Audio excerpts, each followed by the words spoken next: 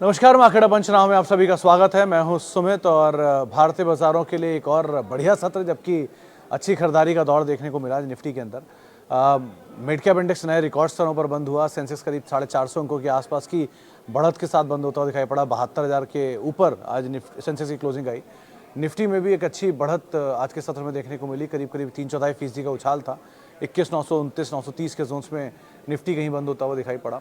Mid cap index record पे था। Nifty bank थोड़ा सा बैकफुट पे था। 1/4% के आसपास गिरावट थी वहाँ पे, लेकिन अच्छी खरीदारी थी। मिड कैप में 1.25% के आसपास का उछाल था। स्मॉल कैप इंडेक्स में खरीदारी थी, जिसकी वजह से एडवांस डिक्लाइन आप मान लीजिए करीब करीब बीएससी के 2532 शेयर तेजी में थे और 1600 शेयर गिरावट साथ कामकाज कर रहे थे। एनएससी में 850 शेयर जो कि बिकवाली में थे और अपनी 1400 शेयर तेजी में कामकाज करते हुए आपको दिखाई पड़ेंगे। पीएसयू बैंक में आज प्रेशर था। आज का स्टार था आईटी इंडेक्स, 3% की तेज़ी रही और उसमें भी आज आपको लार्ज कैप आईटी ज़्यादा पावरफुल दिखाई पड़ेगा। टीसीएस अपने नए रिकॉर्ड स्तरों पर पहुंचा।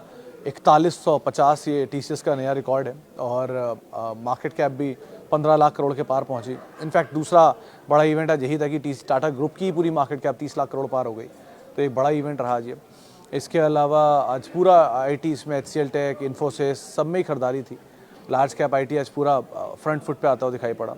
रिलायंस थोड़ा सा बैक फुट पर था। आईटी में बैंक्स में थोड़ी बहुत सेलेक्टिव बैंक में खरीदारी थी, तो एडवांस डिक्लाइन 50-50 का रेशियो मान लीजिए कि आधे शेयर तेजी में थे, आधे शेयरों में बिकवाली थी। इसके अलावा फार्मास्यूटिकल स्पेस में खरीदारी थी, तो चाहे आप बायोकॉन देख लीजिए जहाँ पे एक अपमूव देखने को मिला। इप्का लैब में खरीदारी थी। इस तरह के एक selective stock specific story pharma में बन रही थी। नंबर्स के लिहाज से पहले पेटीएम आज पहले हाफ में लोअर सर्किट और उसके बाद फर्स्ट हाफ के बाद से रिकवरी, यानी कि इंडिकेटिव में लोअर सर्किट था और उसके बाद फिर अपमूव आया स्टॉक में लोअर लेवल से, लेकिन बहुत ज़्यादा नहीं। लेकिन हाँ, अब वो न्यूज़ बेस्ड और इवेंट बेस्ड ट्रिगर ज़्यादा बन चुका है उसमें। प्लस अर्निंग के लिहाज से देखा जाए तो आज मेजर अर्निंग तो नहीं, जेके टायर वगैरह की अर्निंग आई थी। अब देखते हैं उसमें कैसे नंबर आते हैं। एवरेडी के नंबर आए हैं, बहुत ज़्यादा नहीं, फ्लैटिश साइड पे नंबर आते दिखाई पड़े हैं। स्टॉक क्लोज भी फ्लैट हुआ है। सो नायका के नंबर आए अभी 5-5.5% के आसपास।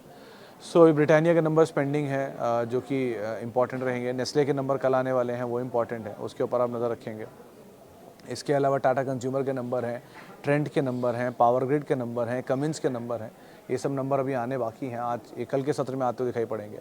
तो इम्पॉर्टेंट इवेंट्स में अभी यही हैं जिनके ऊपर आप नज़र रखेंगे। और अदरवाइज़ मार्केट में स्टॉक स्पेसिफिक स्टोरी चल रही है। अर्निंग का लास्ट लैग 14 फरवरी को ख़त्म हो जाएगा, तो अब हम धीरे धीरे slowly and steadily last lag की तरफ जा रहे हैं। एमपीसी भी है 8 तारीख को, उसका आउटकम आएगा, तो वो एक और इम्पॉर्टेंट इवेंट रहेगा जिसको बाजार इस हफ्ते ट्रैक कर रहा है।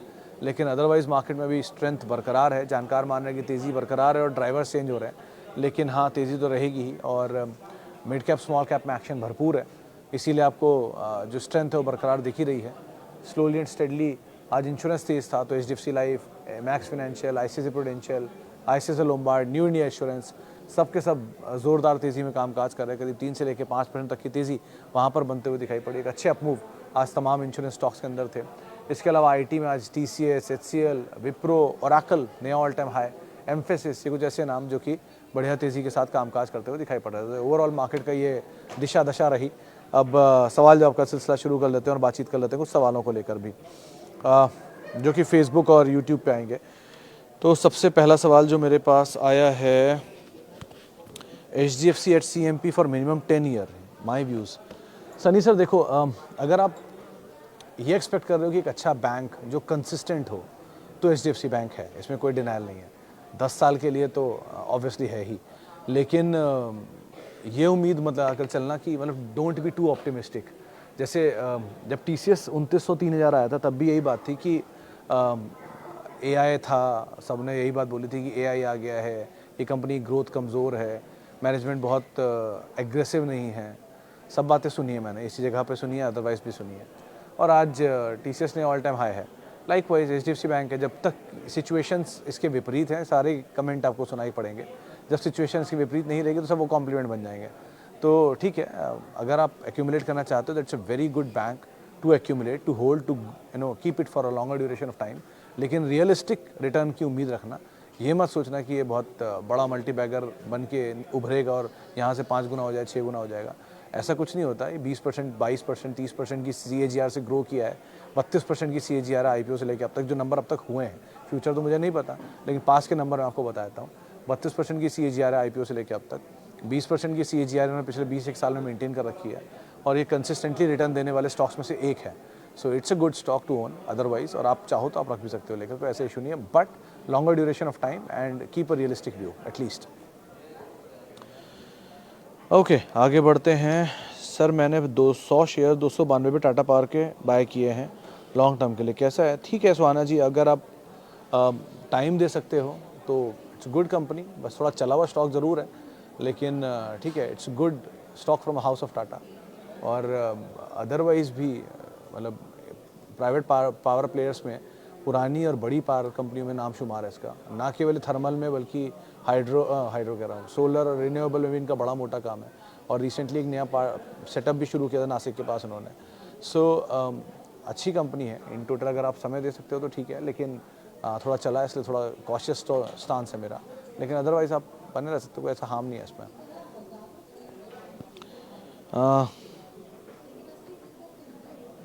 अरुज प्रकाश साहब का सवाल है, sir never thanked you enough for your guidance, thank you for Snowman, Swan, PTC and doctor Reddy's. Thank you Prakash साहब, आपने मतलब इज़्ज़त अफजाई की उसके लिए भी, आपने फॉलो किया उसके लिए भी, और मतलब मैं वही करता हूँ जो मुझे ठीक से लगते हैं कि हाँ नंबर ठीक है, आप देख सकते हो, ले सकते हो तो नहीं बोल सकता, लेकिन हाँ देख सकते हो, और अदरवाइज़ मतलब लॉस ना हो ये कोशिश ज़्यादा होती है, कैपिटल ना जाए ये कोशिश ज़्यादा होती है, प्रॉफिट कम भी आए चलेगा, लेकिन एटलीस्ट कैपिटल आप लोगों का ना जाए, नुकसान ना हो। मैं हमेशा सही नहीं होता, कल भी एक गलती कर गया था शाम को, सेंसेक्स एक्सपायरी बोल गया था, फिर निफ्टी एक्सपायरी को, तो ऐसी गलतियाँ मल्टीपल टाइम हो जाती हैं मेरे से भी, तो उसके लिए मैं पहले से माफ़ी मांगता हूँ। और ठीक है, कोशिश रहती है जारी कम गलत होने की, वो आगे भी जारी रहेगी कि जितना कम से कम गलत हो पाऊँ।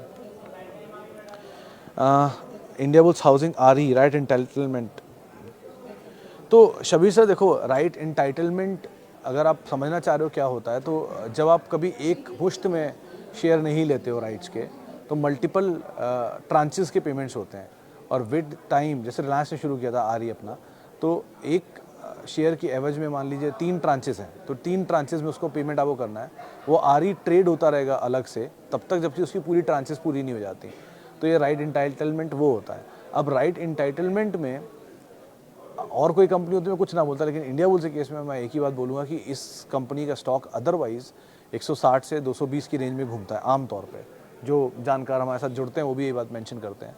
सो आप वो राइट उस रेंज को प्ले करना चाहो तो प्ले कर लो। ये ट्रेडर्स के लिए फैंसी स्टॉक है, बहुत पसंदीदा स्टॉक है, लेकिन इन्वेस्टर्स के लिए इतना अच्छा नहीं है। सो आप इस हिसाब से देखो, बाकी सिचुएशन के हिसाब से कॉल ली जाएगी, कैसे कैसे इसके राइट्स में किन के नाम आते हैं, कौन किन किसने पार्टिसिपेट किया।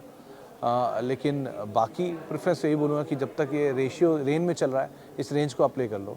और ट्रेडर के लिए बहुत फैंसी स्टॉक है, इन्वेस्टर के लिए बहुत पैसा ने बना के दिया नहीं है, उल्टा पैसा डुबोया है, तो उस हिसाब से आप नज़र रखना है इस पर।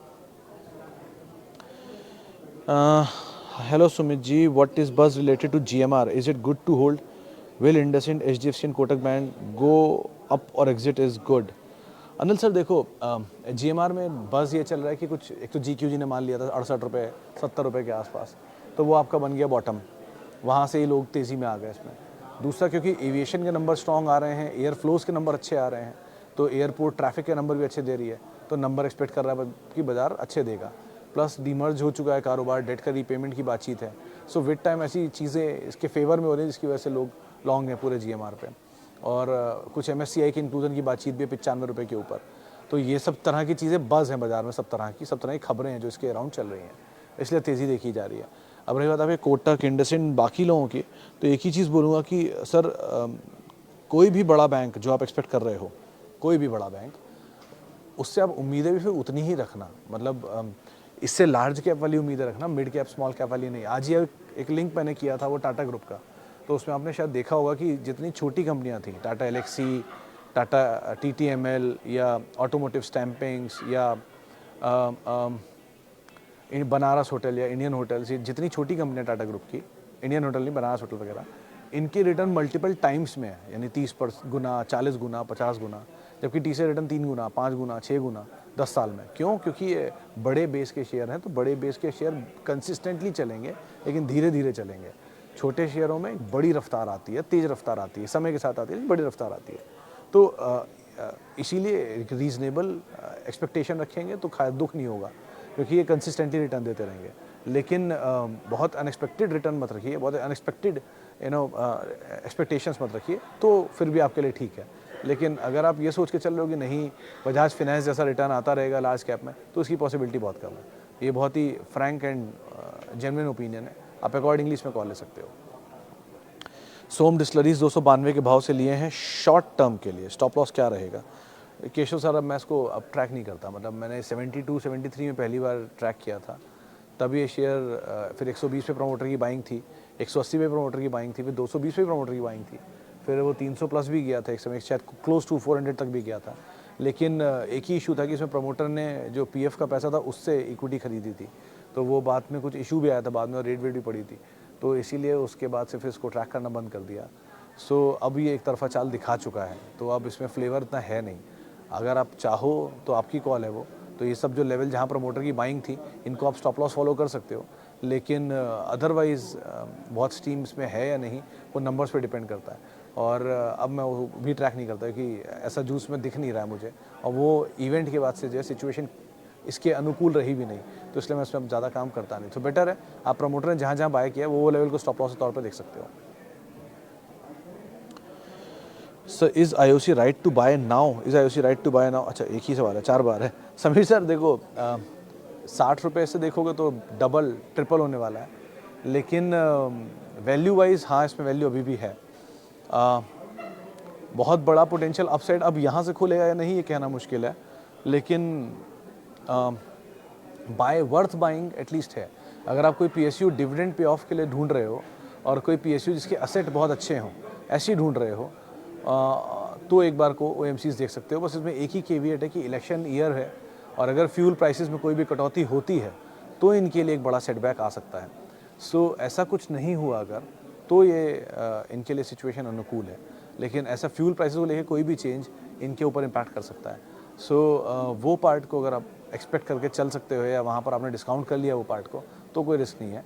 लेकिन असेट अच्छे हैं, डिविडेंड पेइंग कंपनी है, सबसे बड़ी ओएमसी है, और अच्छा रनअप भी है, रिसेंटली आया है, पीएसयू का टेलविंड भी है, तो वैसे सब कुछ ठीक है। बस यही एक केविएट, इसका ध्यान रखना आप। आईआरएफसी क्या होगा? सर, कैपिटल निकाल कर फ्री के शेयर होल्ड कर लीजिए, यही एक सबसे अनुकूल सलाह है तमाम पीएसयूज़ के लिए, be it IREDA, IRFC, RVNL, Ircon, all the PSUs, railways, और जहाँ जहाँ पर एक ज़ोरदार तेज़ी आई है, आरईसी, पीएफसी, बीएचईएल, सब में यही कॉमन रहा है कि आप अगर आपको कैपिटल बन रहा है, बहुत स्ट्रॉन्ग कैपिटल बन रहा है, अप्रिसिएट हुआ है, तो आप कैपिटल निकाल लो, फ्री के शेयरों से बने रहो, कोई हार्म नहीं है। लेकिन एक लेवल तक आप पहले कैपिटल निकाल लो और सेफगार्ड कर लो अपने आप को, उसके बाद आप बने रहो, फिर ज़्यादा बेटर रहेगा। लेकिन एज ऑफ नाउ ब्लाइंड फोल्डली खाली चलते रहना या तेज़ी एक्सपेक्ट करते रहना, ये लॉजिक ठीक नहीं है। या तो स्टॉप लॉस साथ चलो, अगर वो नहीं फॉलो कर रहे हो तो एटलीस्ट कैपिटल निकाल लो और फ्री के शेयर आप होल्ड करो। कुछ सवाल, टाटा टेक पर व्यू एंड वेंकीज का नंबर बाकी है अभी विनोद जी, मैंने देखे नहीं, अभी नंबर आने वाले हैं, तो वेंकीज का नंबर देखिएगा। और टाटा टेक के नंबर आए थे, नंबर तो वीक तो नहीं थे, हाँ फ्लैट टू नेगेटिव साइड पे थे, लेकिन स्टॉक अभी थोड़ी बीटिंग झेल रहा है, झेलने दीजिए, अभी समय लगेगा इसको कंसोलिडेशन में। एक बार कंसोलिडेशन पूरा हो जाए उसके बाद तेज़ी पकड़ेगा, तब तक ये ऐसी वीक रहेगा। Best time to buy 750 to 850, यहाँ कहीं मिल जाए तो, लेकिन एज ऑफ नाउ अभी तो वेट करना ज़्यादा बेटर है इसमें। कुछ सवाल जो यूट्यूब पर आए वो भी देख लेता हूँ। HDFC बैंक में क्या करें? 1530 की बाय। साकेत सर, अगर ड्यूरेशन है आपके पास और आप टाइम दे सकते हो तो होल्ड करो। अगर आप टाइम नहीं दे सकते हो और मीडियम टर्म ट्रेडर हो, तो फिर 1440 नीचे स्टॉप लॉस रहता है आपका हमेशा के लिए, वही आप फॉलो करोगे। तो ये 1330, 1440 यही स्टॉप लॉसेज हैं इसके। बाकी मेरे ख्याल से इसमें लॉन्गर ड्यूरेशन ऑफ टाइम एक बार पैसा बन सकता है, बट अगेन लॉन्गर में भी बहुत अनाप शनाप पैसे की उम्मीद मत रखना। It is in a bad phase because of consolidation. It is not a bad company in total. तो उस चीज़ का एटलीस्ट ध्यान रखना। Sir, any IT stock on good valuation at current level? Ashish sir, पूरा IT पे मैंने हमेशा एक ही चीज़ बोली थी, लार्ज कैप बाय करिए, TCS बाय करिए, बाय नहीं मतलब TCS पे नज़र रखिए, सॉरी, इन्फोसिस पे नज़र रखिए, टेक महिंद्रा में नज़र रखी है, HCL टेक में नज़र रखी है, एंड मल्टीपल टाइम्स ये चीज़ दोहराई है मैंने। शायद मेरी इस किसी भी वीडियो में मैंने किसी सबसे ज़्यादा अगर कोई स्टॉक दोहराए हैं तो यही नाम थे, और USL नाम था, या टाटा कम्युनिकेशन नाम होगा, JK सीमेंट नाम होगा, और वो सब के सब दाम आज आप देख ही चुके हो। अब इस समय पर कहाँ IT आप ढूंढ रहे हो, जब IT ऑलरेडी ज़ोरदार तेज़ी पकड़ चुका है। TCS ने अपना पहला बायबैक प्राइस आज हिट कर दिया, अभी दूसरे का भी नंबर है। सो कुछ सस्ता तो नहीं है, कम महंगा ज़रूर हुआ है L&T इन्फोटेक माइंडट्री, तो आप उस पर नज़र रख सकते हो एक बार को, लेकिन वो और सस्ता होना चाहिए उसे अभी आइडियली, क्योंकि अभी वो बहुत महंगा है। फिर भी तो थोड़ा अगर सस्ते होने तक आप एक्यूमुलेट कर सकते हो तो वो एक बार को फिर भी बेटर पोजीशन है। कंसोलिडेशन में रहेगा उसके बाद चल सकता है, लेकिन फिर भी एक बार को बेटर है, इनसे बेटर हो गया कि वो इतना महंगा नहीं है रहा जितना पहले था एक नंबर के बाद। टेक महिंद्रा इज़ बेटर फिर भी, लेकिन बहुत उम्मीदें आप मत रखो IT में, क्योंकि अब बैंक फिर भी एक बार को हो सकता है, क्योंकि अब ड्राइविंग सीट पे IT है, तो IT की ड्राइविंग सीट जब खत्म होगी तब बैंक का नंबर आएगा। सो ऐसे ही चलती हैं चीज़ें, तो बैंक में आप कुछ ढूंढो, फिर भी एक बार को आपको ज़्यादा बेटर विकल्प मिल सकते हैं। ईजी ट्रिप प्लानर प्रशांत सर, मतलब avoid is better in case अगर आप चाहो। थॉमस कुक के नंबर फिर भी अच्छे थे, इन केस अगर आप इसी स्पेस में कुछ ढूंढ रहे हो तो उसके नंबर ज़्यादा अच्छे आए थे इस बारी क्वार्टर के एटलीस्ट, तो वहाँ पर एक बार को पिकअप आ सकता है कंपेरेटिवली यहाँ से। सो पहली प्रेफरेंस आप एक बार को उसको दे सकते हो, यहाँ थोड़ी अलग एक्टिविटीज़ ज़्यादा हैं, सो उस हिसाब से आप कॉल लो। बाकी मोमेंटम चेस करते हो तो बात अलग है।